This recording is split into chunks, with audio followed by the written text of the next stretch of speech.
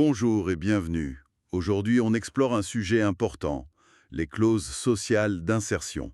C'est un mécanisme contractuel euh, qui essaye de connecter l'économie et l'aide à l'emploi. Oui, c'est tout à fait ça. Une manière d'utiliser le levier économique pour l'insertion. On s'appuie sur des extraits d'un document de formation de LRDCIP, les clauses sociales. Notre but? Décortiquer ce que c'est, les bénéfices, mais aussi les obstacles. Comprendre cet outil d'inclusion. Mhm. Ok, creusons un peu. Alors pour commencer, ces clauses sociales, c'est quoi au juste?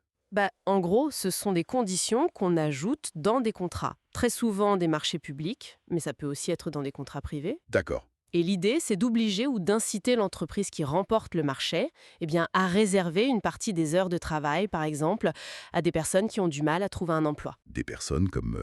On pense aux jeunes sans qualification, aux chômeurs de longue durée, aux personnes handicapées. Voilà, ce type de public. D'accord. Et si on garde les objectifs plus fondamentaux, qu'est-ce que les documents mettent en avant? Alors, nos sources identifient 4 buts principaux.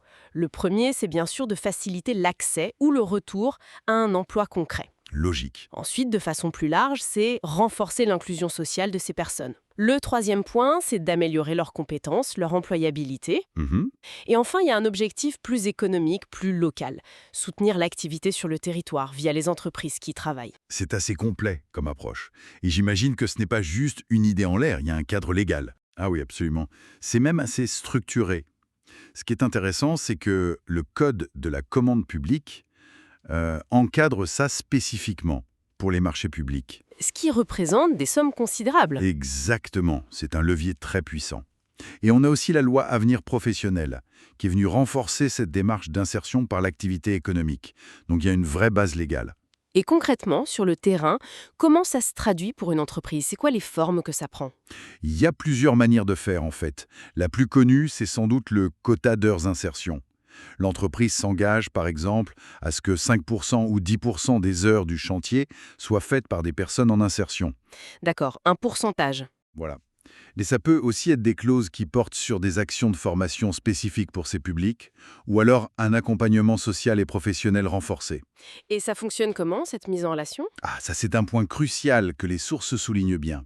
Le succès repose énormément sur les partenariats. Les partenariats entre qui et qui? Entre l'entreprise qui réalise le marché, les acteurs de l'insertion, on pense aux structures d'insertion par l'activité économique, Pôle emploi, les missions locales, et puis ces acheteurs publics, les collectivités, qui sont souvent à l'initiative. Sans cette collaboration, c'est difficile. On voit bien l'avantage pour les personnes qui trouvent un emploi, une formation, mais vous parliez des entreprises, est-ce qu'elles y trouvent vraiment leur compte, au-delà de l'image RSE? C'est une très bonne question. Alors, pour les bénéficiaires, oui, les avantages sont clairs, hein, un travail, des compétences nouvelles, et souvent, c'est très important, une reprise de confiance en soi. Bien sûr. Pour les entreprises, les documents citent effectivement l'amélioration de l'image de marque, l'aspect RSE, la responsabilité sociale, c'est de plus en plus valorisé, et parfois, ça peut aussi donner accès à certaines aides financières ou techniques. L'idée, c'est vraiment ce bénéfice mutuel. C'est là où ça devient vraiment intéressant, cette notion de gagnant-gagnant. Pourtant, les sources semblent dire que ce n'est pas un long fleuve tranquille. La mise en œuvre pose des problèmes. Effectivement, on ne va pas se mentir. Passer de l'intention à la réalisation concrète, ça soulève pas mal de défis. Comme quoi, par exemple? Mais les documents pointent d'abord une certaine complexité administrative. Pour les entreprises, surtout les PME, ça peut paraître lourd. La paperasse. Voilà. Ensuite, il y a un gros besoin de sensibilisation. Il faut souvent expliquer, réexpliquer, convaincre les entreprises de l'intérêt et du fonctionnement.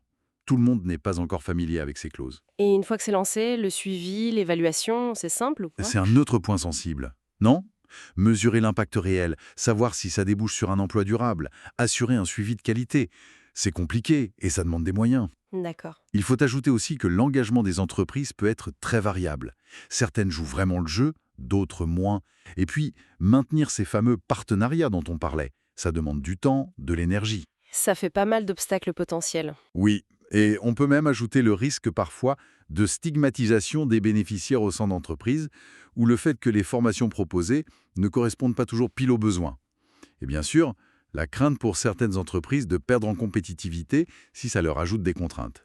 On sent bien la tension entre l'objectif social et la réalité économique et opérationnelle. C'est exactement ça.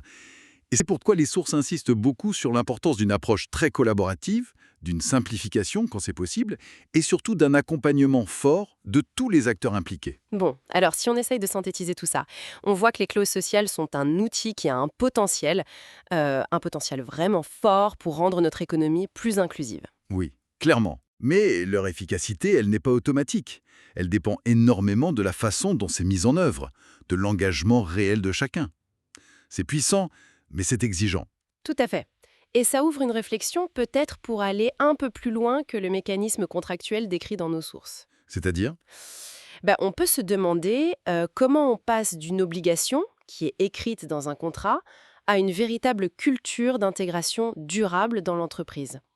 Comment faire pour que cette chance, souvent liée à un marché précis, devienne une dynamique pérenne pour la personne même après la fin du contrat? C'est peut-être là que se joue la différence entre une clause qu'on subit et une clause qu'on intègre vraiment dans sa stratégie.